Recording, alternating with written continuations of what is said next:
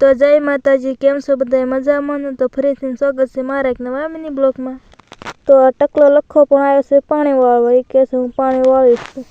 અચ્છા, તો એ વાળે છે નાખવું તો રહેતું નથી, તો એ કહે છે હું વાળું છું, બધી પીને ફોડી નાખ્યું છે। कैसे कैसे लोग रहते हैं यार यहाँ पर।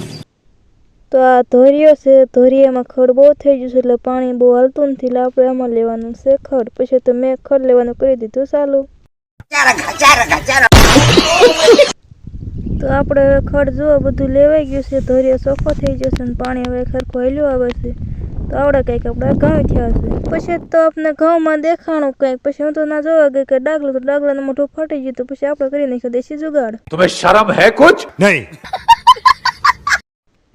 પછી આપણને લાગી ગઈ હતી ભૂખ, એટલે ઘરમાં કઈ હતું ને, પછી આપણે વિચાર્યું કે હાલો રવાનો લોટનો શેરો બનાવી નાખવી। अभी मजा आएगा ना भिड़ो। પછી તો ઘી નાખી બનાવી નાખ્યો રવાનો લોટનો શેરો।